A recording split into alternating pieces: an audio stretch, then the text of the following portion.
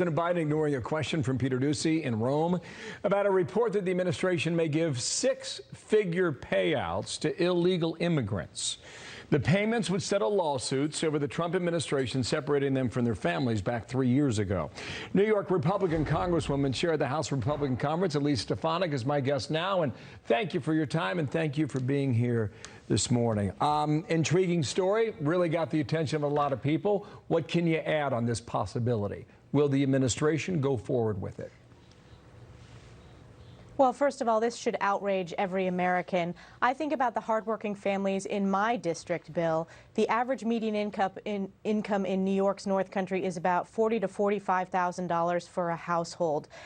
This administration, President Biden, is considering giving 10 times that, $450,000, for people who broke the law, illegal immigrants who came to this country and did not abide by the rule of law. This is at the same time as we are facing a historic border crisis with the highest number of illegal crossings ever in the month of September. So this would just exacerbate the already crisis that we're seeing on the southern border.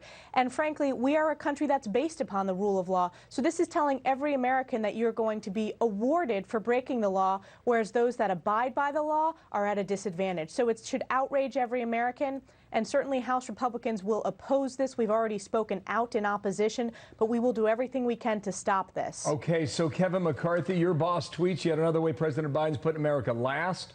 Lawyers in his own administration admit payouts to illegals could be more than the families of the fallen from 9/11 received. Disgraceful is how he ends it. They're arguing this is the quickest legal resolution.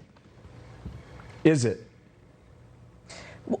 Well, no, certainly. First of all, Kevin McCarthy is not my boss. My boss are the people of New York's 21st Understood. Congressional District. I love working with Kevin. We're a team, but my boss are always my constituents. When it comes to the legal putting this to rest, look, it is clear the individuals that crossed the border illegally broke the law. They should not be awarded the $450,000. Kevin makes a really important point that we should not be awarding these individuals more than gold-starred families receive. And again, I put it in context of the income levels of hardworking families in my district. It just is not the direction we need to move in this country, and it's going to further exacerbate this border crisis on the southern border. Okay, 2 minutes. I have two more topics. Joe Biden yesterday in Rome was talking about passing both of his bills. Here's what he said about that, getting it done.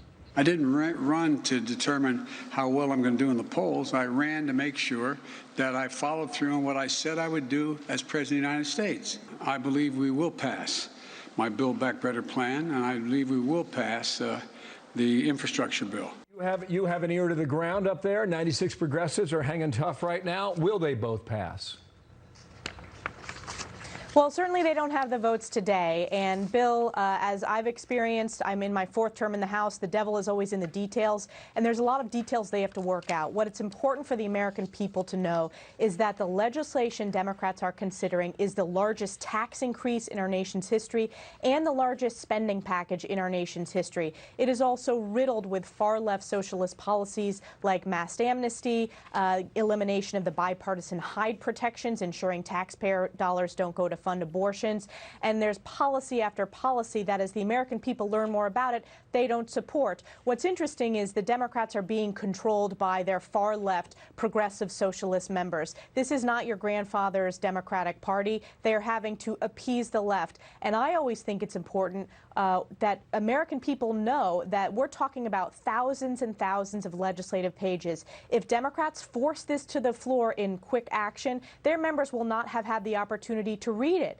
So we will have the same experience we had when they passed Obamacare, when they didn't read the legislation. This is bad for America. Democrats don't have the votes, but the American people need to speak up and call their representative to say, vote no. Meanwhile, in New York City, here's the New York Post cover today. It says minutes from tragedy. The headline's this: New York City vaccine mandate will force 24,000 city workers to stay home effectively today. How's that going to work? It's not going to work. New York has already faced a crime crisis this past year, and when we think about those frontline workers, the first responders who put their lives and health on the line serving New Yorkers during the COVID pandemic, now to penalize them when we already have a labor shortage and historic numbers of retirement.